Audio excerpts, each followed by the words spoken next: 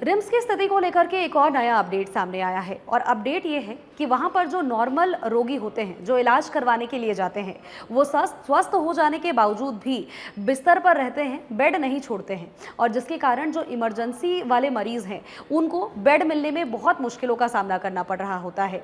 स्वस्थ होने के 2 से 3 के बाद भी वो वहीं पर एडमिट रहते हैं। नमस्कार, मेरा नाम सोनल रॉय है और आप देख रहे हैं न्यूज़ 11 भारत का डिजिटल प्लेटफॉर्म। विस्तार से इस खबर के बारे में आपको जानकारी देते हैं।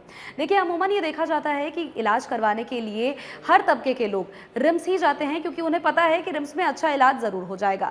लेकिन इस बीच अगर देखा जाए तो रिम्स में बढ़ती हुई भीड़ को देखते हुए एक नया गाइडलाइन जारी करने को कहा गया था, जारी करने का निर्देश दिया गया था, जो कि फिलहाल तक हो नहीं सका है। लेकिन बढ़ती हुई भीड़ को देखते हुए कई सारे सवाल जरूर खड़े हो रहे थे और इसी को लेकर के जब वहां पर निरीक्षण किया गया तो ये पाया गया कि वहां पर बहुत सारे ऐसे मरीज फिलहाल भर्ती हैं जिनका इलाज हो चुका है, जिनको केवल नॉर्मल केयर की जरूरत है और जिनका जिला अस्पताल में भी नॉर्मल केयर मिल सकता है। ऐसा बिल्कुल भी नहीं है कि अगर वो रिम्स में रहेंगे, भर्ती रहेंगे तो ही उनको स्पेशल केयर मिलेगी और जिला अस्पताल अगर वो जाते हैं तो वहां पर उनको अनदेखा किया जाएगा। लेकिन फिर भी वो लोग अभी भी रिम्स में ही पड़े हुए हैं और जिसके कारण इमरजेंसी वार्ड के जो पेशेंट हैं उनको काफी मुश्किलें हो रही हैं। इमरजेंसी में आए हुए पेशेंट्स को बेड मिलने में मुश्किलें हो रही हैं, जिसके कारण उनके इलाज में भी दिक्कतों का सामना उनको करना पड़ रहा है।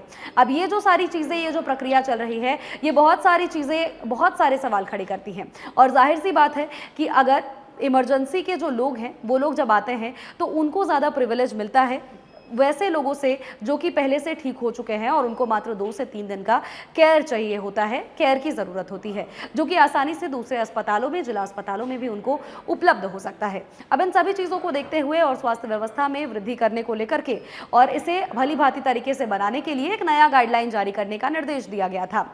मुख्यमंत्री हेमंत सोरेन ने यह कहा था, लेकिन अभी तक ये हो नहीं सका है। रिम्स में अगर हम बात करते हैं तो बहुत सारे विभाग ऐसे हैं जहां पर बहुत प्रेशर रहता है और सबसे ज़्यादा प्रेशर न्यूरोलॉजी विभाग में होता है और देखिए काफ़ी गंभीर ऑपरेशन यहाँ पर होते हैं।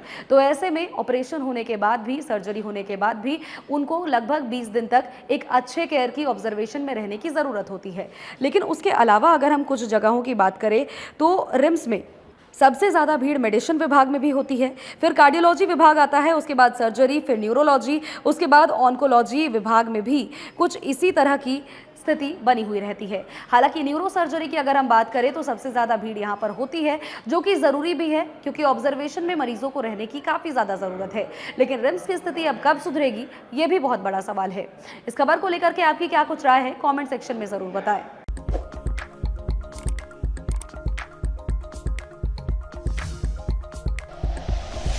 Like and share videos, subscribe करें हमारा चैनल और प्रेस करें बेल आइकॉन। न्यूज़ 11 भारत, सच है तो दिखेगा।